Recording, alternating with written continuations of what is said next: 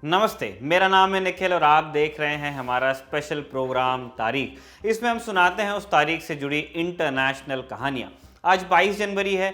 ये तारीख जुड़ी है एक आगजनी से, जब एक देश ने पड़ोसी मुल्क के तेल के कुओं में आग लगा दी। यह आग उसने बौखलाहट में लगाई थी। एक युद्ध का कर्ज चुकाने के लिए शुरू किया गया दूसरा युद्ध, जिसने उसकी कमर तोड़ दी। एक तानाशाह को घुटने के बल आना पड़ा। पूरी कहानी विस्तार से बताते हैं। साल 1979 इराक में सद्दाम हुसैन ने सत्ता संभाली, या यूं कहिए कि सत्ता पर कब्जा किया। दो ऑप्शंस की बदौलत, बंदूक या कलम। सद्दाम के रिश्ते में चाचा, जो उस वक्त राष्ट्रपति थे, मामला समझ गए। उन्होंने कलम उठाई, इस्तीफे पर दस्तखत किए और चुपचाप मार्गदर्शक मंडल में बैठ गए। कलम चाचा के पास थी, बंदूक सद्दाम हुसैन के हाथों में अटक गई। उससे इसका साथ भी भाग गया। ठीक उसी समय पड़ोसी देश में इस्लामिक क्रांति हो रही थी। ईरान में शिया धर्म गुरु अयातुल्लाह रूहुल्लाह खुमैनी ने शाह को दरबदर कर दिया था। इराक में भी शिया बहुसंख्यक थे, जबकि सद्दाम हुसैन कट्टर सुन्नी था। तो उसे डर लगा कि इराक में भी शिया उसके खिलाफ विद्रोह न कर दें। इसी डर में उसने ईरान पर हमला किया। सद्दाम को अमेरिका का सपोर्ट मिल रहा था। उसे लगा हफ्ते दो हफ्ते में ईरान पस्त हो जाएगा, क्योंकि रेवोल्यूशन से अभी अभी निकला हुआ देश है।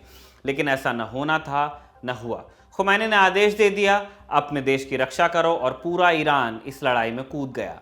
8 साल के बच्चों से लेकर बूढ़ों तक ने ईरान के खिलाफ जंग छेड़ दी। इराक के खिलाफ ये ईरान के नागरिक थे, बच्चे और बूढ़े, जिन्होंने इराक के खिलाफ जंग छेड़ी थी। हफ्तों में खत्म होने वाली लड़ाई महीनों और सालों में बदल गई। अमेरिका खुद तो इस लड़ाई में लड़ने नहीं आया, लेकिन उसने ईरान के सैन्य ठिकानों की सैटेलाइट तस्वीरें और हथियार इराक को खूब दिए। लड़ाई चलती रही। 1988 में यूनाइटेड नेशंस के प्रस्ताव पर युद्ध विराम की घोषणा हुई। पूरे 8 बरस बाद इराक को इंच भर जमीन भी नहीं मिली, लेकिन तगादा भरपूर मिला। कर्ज चुकाने का ये कर्ज सऊदी अरब और कुवैत से लिया गया था। हथियारों की खरीद के लिए ये पैसा लिया था सद्दाम हुसैन ने। अब सद्दाम के पास उन्हें चुकाने के लिए पैसे नहीं थे। उसने कुवैत और सऊदी अरब से कहा कि आप हमारा ये कर्ज माफ कर दीजिए। दोनों ने मना कर दिया। गुस्साए सद्दाम ने 1990 में कुवैत पर हमला कर दिया। 2 अगस्त 1990 को 3 लाख सैनिक कुवैत में घुस आए। कुवैत मुकाबले में कहीं था ही नहीं। 6 घंटे के भीतर कुवैत पर इराक का कब्जा हो गया। राजा और गवर्नर देश छोड़कर भाग गए। अगले दिन यूएन सिक्योरिटी काउंसिल ने चेतावनी दे दी, कहा कि कुवैत छोड़कर निकलिए। सद्दाम हुसैन ने साफ मना कर दिया। इसी इराकी हमले के बाद भारत सरकार ने 1,70,000 भारतीयों को कुवैत से बाहर निकाला था, एयरलिफ्ट करके। ये उस वक्त इतिहास का सबसे बड़ा एयरलिफ्ट ऑपरेशन था। ये 2 महीने तक चला। तब तक खाड़ी युद्ध शुरू नहीं हुआ था।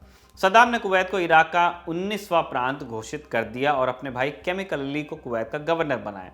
उसकी सेना ने कुवैत के बैंक से $1 बिलियन की करेंसी और हजारों करोड़ का सोना लूट लिया। लेकिन कुवैती सरकार ने इस करेंसी को अवैध घोषित कर दिया। लूटे हुए पैसे कागज का टुकड़ा भर रह गए।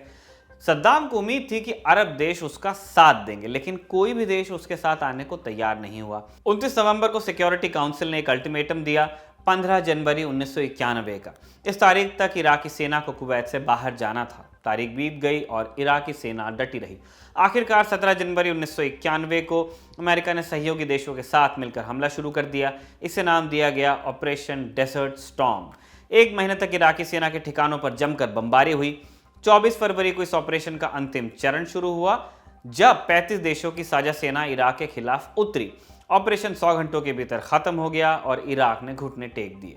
उसकी सेना वापस भागने लगी और भागने के क्रम में उसने कुवैत के तेल के कुओं में आग लगा दी। ऐसा पूरे कुवैत में हुआ था। 600 से ज़्यादा तेल के कुएं आग उगलने लगे। ये सब इतना भयावह था कि महीनों तक वहां सूरज नहीं निकला। आसमान में धुएं का साम्राज्य फैला हुआ था। बारिश भी काले रंग की होती थी। सैकड़ों तेल की झीलें बन गई थी और वहां सांस लेना जहर पीना जैसे हो गया था। पैसों की बर्बादी से ज्यादा इस आग ने पर्यावरणीय क्षति पहुंचाई, जिसकी भरपाई किसी तरह संभव नहीं थी। सबसे जरूरी था कि तेल के कुओं को बंद किया जाए, लेकिन तेल के बाहर निकलने की रफ्तार इतनी तेज थी कि आम मशीनों से उसे बंद करना संभव नहीं था, और फिर आग तो लगी ही हुई थी।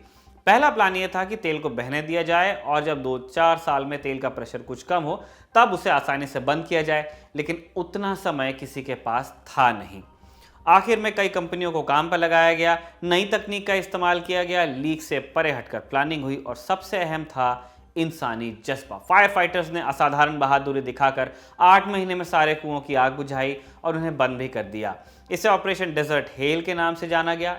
एक डॉक्यूमेंट्री है फायर्स ऑफ कुवैत, कुवैत में आग बुझाने के मिशन पर। आप इसे देख सकते हैं। आज की तारीख में बस इतना ही। नई तारीख, नए किरदार, नए किस्सों के साथ आपसे फिर मुलाकात होगी। तब तक के लिए शुक्रिया।